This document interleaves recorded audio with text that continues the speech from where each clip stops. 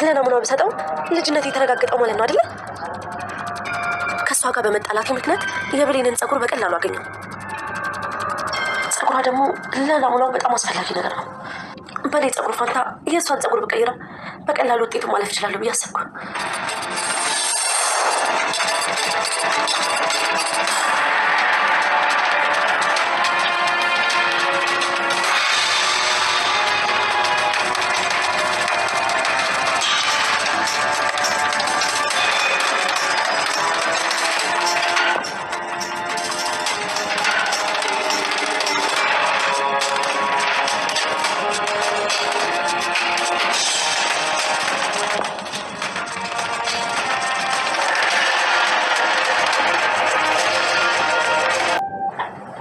ስለዚህ ብሌንዬ ከዚህ ቤት እንድትለቅ ወስኛለሁ።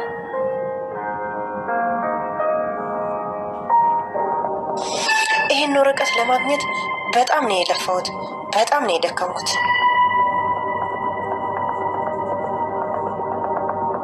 በኃይሉ ይሄን ወረቀት ወስጄ ስሰጠው በጣም ደስ ይለዋል። ለእኔም የሚገባኝን ጠርቀም ያለ ገንዘብ ይሰጠኛል። ይህች ሞኝ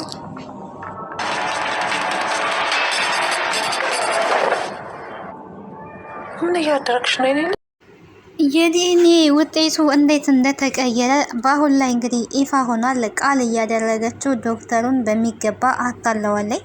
ይህንን ደግሞ በተቀመጡበት የብሌንን ጸጉር ከጸጉሯ ላይ ነጭታ ጸጉሩን የቀየረችው ራሷ ቃል መሆኑ አሁን ላይ ተረጋግጧል ማለት ነው። በሚገርም ሁኔታ ዶክተሩ በተቻለው አቅም ጥንቃቄ አድርጎ ነበረ። ያው ሻንጣውን አስቀምጦ ስለነበረ ከሻንጣ ውስጥ በድንገት አውጥታ የእሷን ጸጉር አውጥታ የብሌንን ጸጉር ነው ያደረገችው። ይሄ ደግሞ ትክክለኛ ሆኖ እንዲመጣ የዲኤንኤ ወረቀቱን አድርጓል ማለት ነው።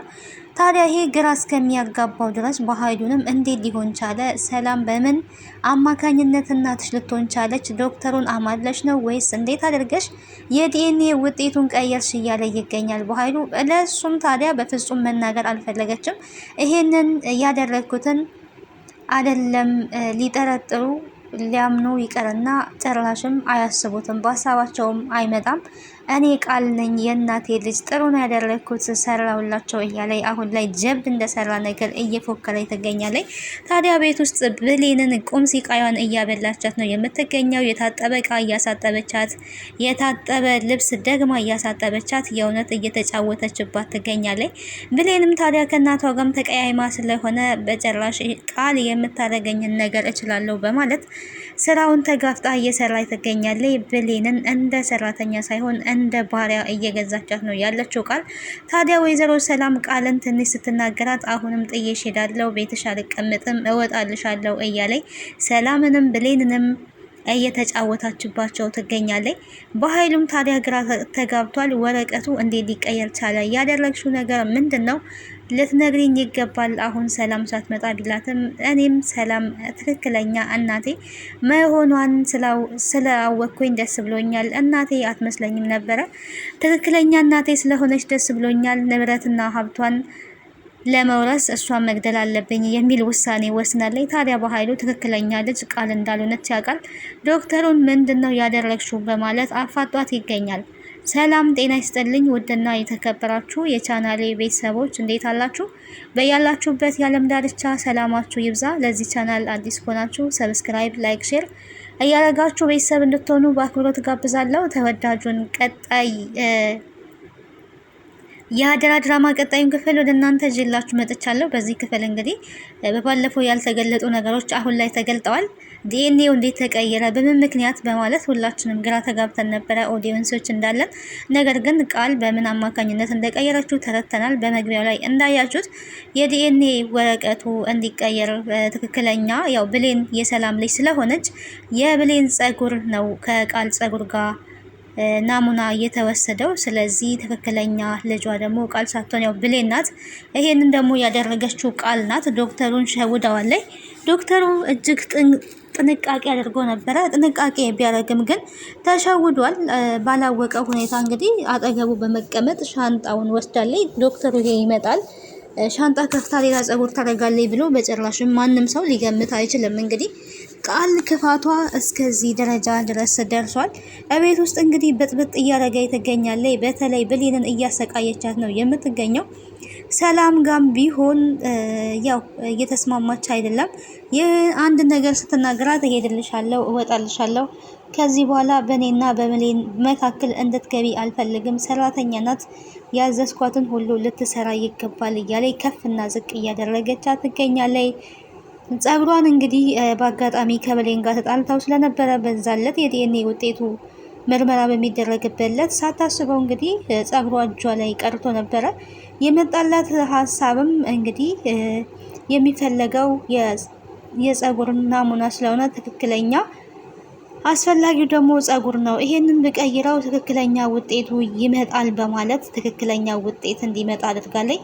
ብሌን ምስኪን እንግዲህ በማታውቀው እየተሰቃየ ትገኛለች። በእናቷ ቤት በዚህ ልክ ተጨቁና ትገኛለች። ወይዘሮ ገነትን ብትሆን አሁን ላይ ያለችበት ሁኔታ እጅጉን ከባድ ነው። ብሌንም ይቅርታ አላደርግልሽም እናቴ፣ አንቺ በእኔ ህይወት ላይ ከቃል ጋር በመተባበር ዋጋ አስከፍለሽኛል፣ በድለሽኛል፣ አስከፍተሽኛል፣ ተደስቼ እንዳለውን አደርገሽኛል በማለት እናቷን ይቅርታ ልቀበል ብላለች። እናቷ እንግዲህ እቤት ድረስ ሄዳ ይቅርታ ጠይቃለች። እቤት በሄደችበት ሰዓት ልጄ ነይ፣ መሄድ አለብን፣ እዚህ ከፍና ዝቅ እየተደረግሽ እንድትኖሪ አልፈልግም ነው ስትላት የነበረው። ቃል እንግዲህ ወይዘሮ ገነት ምንም ሳታረጋት ሰድባ አባራኛለች፣ ቁራሽ እንጀራ ከልክላኛለች፣ ፍርፋሪ ለቃቃሚ ብላኛለች፣ ከቤቷ አባራኛለች በማለት ውሸት ወሬዎችን ለሰላም አውርታ ነበረ። ሰላም ታዲያ ይሄንን በሰማይ ጊዜ አንቺ ልጄን እንዴት ታባራሪያለሽ? እኔ እኮ ለልጄ አላንስም፣ እንዴት እንደዚህ ትያታለሽ? በማለት ስትናገር ነበረ። ደሃ እስከ ማለት ብቻ ብዙ የሚያስጠላ ነገሮችን ተናግራለች። እዚህ ጋር ይሄንን መድገም አልፈልገውም። የሆነ ሰው ደሃ እስከሆነ ድህነቱን ያውቃል። ደሃም ሀብታምም ሳይበላ ያድርም ሳይበላ አይውልም። ሰው ንብረት ስላለው ስለሌለው ክብሩ ዝቅ ሊደረግ አይገባም። ሰው በሰውነቱ ሊከበር ይገባል የሚል አቋምና አስተሳሰብ አለኝ። ይሄ እንደኔ አስተሳሰብ ነው። አንዳንድ ሰዎች ግን እነሱ የተሻለ ንብረት ስላላቸው ሌላውን ከፍተኛ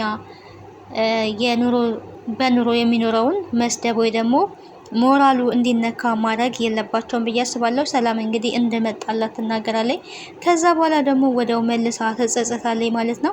ብሌን እንግዲህ መሰራት የሌለባትን ተጨማሪ ስራ ቀኑን ሙሉ ልብስ ስታጠቡላለች። የታጠበ ልብስ የታጠበ እቃ ደግማ አጥባለች።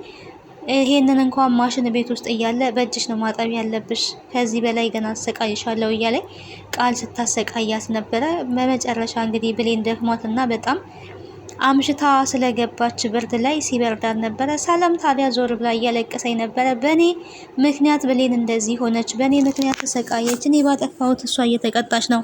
ብሌን ከዚህ በኋላ እዚህ መኖር የለብሽም። ይሄንን ማድረገው ደግሞ ስትከፊ አንቺ እያየው ዝም ማለት አልችልም። ብትሄጂ ነው የሚሻለው። እናትሽ ጋር ብትሆኝ ይሻላል። አንቺ ስትበደይ አይቼ በቃ ዝም ማለት አልችልም እያለች ትገኛለች። እውነት ለመናገር ሰላም እጅግ ከፍቷታል። ቃልን የሆነ ነገር ስትናገራት ደግሞ ቃል መልሳ ትጮህባታለች። እሄድልሻለሁ ነበረ ስትላት የነበረው እንዲሁም በቃ የሆነ ሰዓት ላይ ሂጂ፣ በዚህ ሄዳለሁ እያልሽ ሁልጊዜ አታስፈራሪኝ፣ መሄድ ካለብሽ በቃ ሂጂ እያለቻት ነው የምትገኘው ነው። እውነት ለመናገር ከባድ ነው። እጅግ የሚያስጠላ ድርጊት ነው እያደረገች ያለችው ቃል። የሰው ልጅ በዚህ ልክ ሰውን ማሰቃየት እና ማንገላታት አለበት ብዬ አላምንም። የሰው ልጅ መከበር አለበት። ቃልም ብትሆን አሁን ላይ ታዲያ ልጅ ነኝ ብላ በቃ ወስናለች ኦልሬዲ። ለበኃይሉም እየሸወደች ነው ያለችው። በኃይሉንም እኔ ነኝ ልጅ በቃ ልጅ ሆኛለሁ የሚል ሀሳብ ነው እያስተላለፈች ያለችው። ግን ልጅ ናት ወይ ካለን ቃል እንግዲህ ልጅ አይደለችም። ዲኤንኤውን ወረቀቱን ራሷ በራሷ መንገድ ቀይረዋለች ማለት ነው። የወይዘሮ ገነት ጎረቤትም ፋይል አገኛለሁ በማለት በደካማ ጎኗ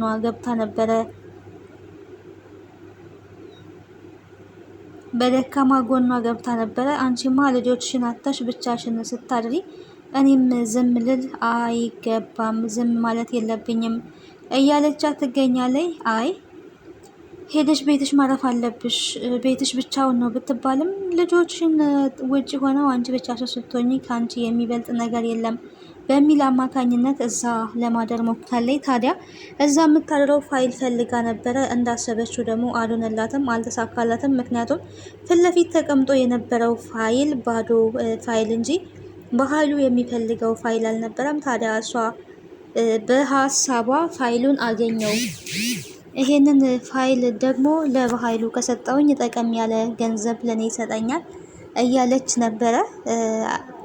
ወይዘሮ ገነት ስለነቃችባት ፋይሉን ፊት ለፊት አላስቀመጠችም። ፊት ለፊት ያስቀመጠችው ሌላ ፋይል ነበር። በዚህም አማካኝነት እንግዲህ በጣም ተናዳለች የወይዘሮ ገነት ጎረቤት። ከእንደዚች አይነት ጎረቤት ፈጣሪ ይጠብቀን። እንግዲህ አስመሳይ ከሆነች ጎረቤት ማለት ነው። ጎረቤት መከታ ሲሆን ለችግር ጊዜ ሲደርስ እንጂ በዚህ ልክ የሰውን ሕይወት ሲያመሰቃቅል በጣም ነው የሚደብረው። ቀጣዩን ክፍል ወደ እናንተ ይዤላችሁ እስከምመጣ ሰላም ቆዩ። በያላችሁበት ሰላማችሁ ይብዛ። ሀሳብና ሴታችሁን በኮሜንት ሴክሽን ላይ አስቀምጡልኝ። ከዚህ ድራማ ምን ተማራችሁ? አደራ ድራማ እንግዲህ አስተማሪና ተወዳጅ ድራማ ነው።